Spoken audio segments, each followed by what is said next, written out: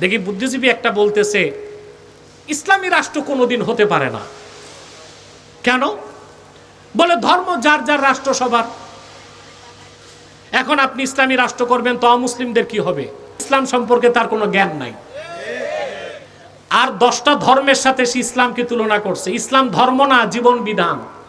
বরং ইসলামী রাষ্ট্র কায়েম হলেই সেই রাষ্ট্রে অমুসলিমরা সুরক্ষা পাবে, নিরাপত্তা পাবে। বলা হয় পৃথিবীর বৃহত্তম গণতান্ত্রিক দেশ ভারত, সেই ভারত গণতন্ত্র দিয়া চলে, ধর্মনিরপেক্ষতার কথা বলা হয়। সেই ভারতেই পৃথিবীর সবচেয়ে বেশি মুসলিম নির্যাতন করা হয়। আমেরিকা গণতন্ত্র দিয়া চলে, ধর্মনিরপেক্ষতার কথা বলে, কিন্তু সেখানে বর্ণবাদ, শ্বেতাঙ্গরা যখন তখন কৃষ্ণাঙ্গদেরকে পিটিয়ে হত্যা করে, সেখানে কোনো আইন নাই।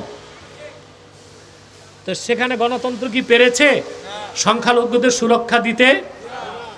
ইসরায়েল তারাও বলে ধর্মনিরপেক্ষ রাষ্ট্র, গণতন্ত্র দিয়া চলে। সেই দেশে গণতন্ত্রের দোহাই দিয়ে লক্ষ লক্ষ মুসলমানকে হত্যা করা হয়েছে। অতএব এটাই সত্য, গণতান্ত্রিক রাষ্ট্রে সংখ্যালঘুরা নিরাপদ নয়, ইসলামী রাষ্ট্রেই সংখ্যালঘু, নারী, এমনকি জীব জানোয়ারও সুরক্ষা পাবে, নিরাপত্তা পাবে। ওই বুদ্ধিজীবী, গরু মার্কা বুদ্ধিজীবী, ও ইসলাম সম্পর্কে ওর কোনো ধারণা নাই। আসল কাজ না করে সনদ সংস্কার করে কি হবে? সংবিধান বদলায় কি হবে? যেই সেই কিচ্ছু পাবেন না। ফিরে আসতে হবে কোরআন সুন্নাহর ফর্মুলায়। সনদ যতই বানান, যতই সংস্কার করেন, কোনো কাজ হবে না। কোরআন ও সুন্নাহের ফর্মুলায় সমাজ ও রাষ্ট্র যদি বিনির্মাণ করতে পারেন, সেই দেশে চুরি থাকবে না, দুর্নীতি থাকবে না, অন্যায় থাকবে না, খাদ্যে ভেজাল থাকবে না, লুটপাট থাকবে না। আফগানিস্তান দেখেন, ইসলামী রাষ্ট্র কায়েম হয়েছে, সারা দেশ থেকে চুরি গেছে। যে মানুষগুলো আগে আফিম চাষ করত, নেশা, এই মানুষগুলো এখন জাফরান চাষ করে। কথা বলে না। উন্নত মানের 1 কেজি জাফরানের দাম 3 লক্ষ টাকা। আগে চাষ করতো আফিম। আফিমের খেত আর নাই, নেশাখোর নাই, সব তওবা করে মসজিদে ঢুকছে। আফিমের খেতগুলোতে চাষ হচ্ছে এখন জাফরান, স্যাফরন। 1 কেজির দাম কত? 3 লাখ টাকা। স্বর্ণের চেয়ে কম না তো? সুবহানাল্লাহ। সেখানে চুরি নাই। আমি মুসলিমরাই শুধু বলে না, অমুসলিমরাই বলে, যখন ইমারাতে ইসলামিয়া প্রতিষ্ঠিত হয়েছে, কোরআন ভিত্তিক শাসন আফগানিস্তানে, ভারতীয় যারা কর্মকর্তা ওইখানে চাকরি করতো আগের সরকারের আমলে, সবগুলোর ভয়তে ধুতি ঢিলা হয়ে গেছে যে তালেবান, এরা মোল্লা, এরা না জানি আমাদের মেরে ফেলে। কোন একজন হিন্দুর গায়ে তারা আঁচড় দেয় নাই। তাদেরকে সুরক্ষা দিয়েছে, তাদেরকে সুখাদ্য দিয়েছে, তাদেরকে পূর্ণ নিরাপত্তা দিয়ে দিল্লি ফেরায় দিয়েছে। দিল্লি এয়ারপোর্টে দেশি বিদেশি সংবাদ মাধ্যম যে উপস্থিত, রিপোর্ট নিবে যে তালেবান কয়টা লাথি দিছে, কয়টা ঘুষা দিছে, কয়টা বেত লাগাইছে। ওরা এসে রিপোর্ট দিল যে না, আমাদের গায়ে আঁচড় দেয় নাই, বরং প্রচন্ড রকমের সুরক্ষা দিছে। তো দিল্লির এক সাংবাদিক কর্মকর্তাকে সাংবাদিক জিজ্ঞেস করছে, আগের শাসন আর কোরআনের শাসন পার্থক্য কি পাইছেন? বলে 3-4 দিনে পার্থক্য বুঝি নাই, তবে একটা পার্থক্য পাইছি।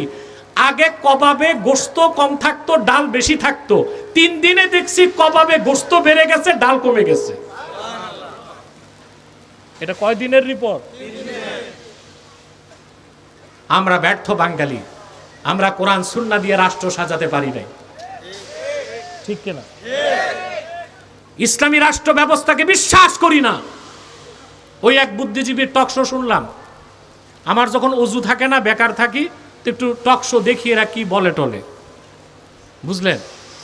আজে বাজে সময়, আজে বাজে কাজ আর কি। এগুলো শোনার তো তেমন টাইম আমার নাই। দেখি বুদ্ধিজীবী একটা বলতেছে ইসলামী রাষ্ট্র কোনোদিন হতে পারে না। কেন? বলে ধর্ম যার যার রাষ্ট্র সবার। এখন আপনি ইসলামী রাষ্ট্র করবেন তো অমুসলিমদের কি হবে? আমি অবাক হয়ে গেলাম। বুদ্ধিজীবীর চুলগুলো পাকছে, মাথায় স্টেডিয়াম টাক পড়ছে, কিন্তু আল্লাহর বান্দার বুদ্ধি হয় না, ইসলাম সম্পর্কে তার কোনো জ্ঞান নাই। আর 10টা ধর্মের সাথে সে ইসলামকে তুলনা করছে। ইসলাম ধর্ম না, জীবন বিধান।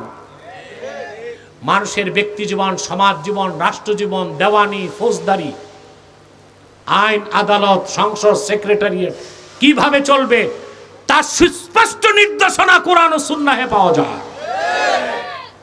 অতএব মানব রচিত মিথ্যা আশ্রিত ধর্মের সাথে ইসলামকে একটা ধর্ম মনে করা চরম মূর্খতা।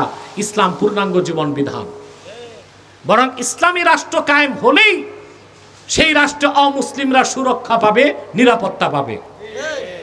এখন কি যেসব দেশে গণতান্ত্রিক রাষ্ট্র প্রতিষ্ঠিত আছে সেখানে কি সংখ্যালঘুরা সুরক্ষা পায়? বলা হয় পৃথিবীর বৃহত্তম গণতান্ত্রিক দেশ ভারত, সেই ভারত গণতন্ত্র দিয়া চলে, ধর্মনিরপেক্ষতার কথা বলা হয়। সেই ভারতেই পৃথিবীর সবচেয়ে বেশি মুসলিম নির্যাতন করা হয়। আমেরিকা গণতন্ত্র দিয়া চলে, ধর্মনিরপেক্ষতার কথা বলে, কিন্তু সেখানে বর্ণবাদ, শ্বেতাঙ্গরা যখন তখন কৃষ্ণাঙ্গদেরকে পিটিয়ে হত্যা করে, সেখানে কোনো আইন নাই। তো সেখানে গণতন্ত্র কি পেরেছে সংখ্যালঘুদের সুরক্ষা দিতে? ইসরায়েল তারাও বলে ধর্মনিরপেক্ষ রাষ্ট্র, গণতন্ত্র দিয়া চলে, সেই দেশে গণতন্ত্রের দোহাই দিয়ে লক্ষ লক্ষ মুসলমানকে হত্যা করা হয়েছে। অতএব এটাই সত্য, গণতান্ত্রিক রাষ্ট্রে সংখ্যালঘুরা নিরাপদ নয়, ইসলামী রাষ্ট্রেই সংখ্যালঘু, নারী, এমনকি জীব জানোয়ারও সুরক্ষা পাবে, নিরাপত্তা পাবে। ওই বুদ্ধিজীবী, গরু মার্কা বুদ্ধিজীবী, ও ইসলাম সম্পর্কে ওর কোনো ধারণা নাই। গণতন্ত্র পৃথিবীতে কত বছর? আমেরিকার ইতিহাস 250 বছর। আর কোরআন সুন্নাহ দিয়ে শরিয়া রাষ্ট্র চলেছে পৃথিবীতে 1 বছর 2 বছর নয়, 1250 বছরের বেশি। ঠিক কিনা বলেন? সেসব রাষ্ট্রে কি হিন্দু বৌদ্ধ ছিল না? ইহুদিরা ছিল না? তো ইসলামী রাষ্ট্র হবার কারণে সেখানে কি তারা নির্যাতিত ছিল না আরো আদরে ছিল? বর্তমান আফগানিস্তান ইসলামী রাষ্ট্র হয়েছে, সেখানে কি হিন্দু নাই? শিখ ধর্মের লোক নাই? বৌদ্ধরা নাই? কারো গায়ে হাত দেওয়া হয় না? ধর্ম পালনের সুযোগ আছে? ইসলাম সম্পর্কে অজ্ঞতাই তাদেরকে এই মূর্খতার সাগরে ভাসিয়ে রেখেছে। আমরা আল্লাহর কাছে তাদের হেদায়েত কামনা করি।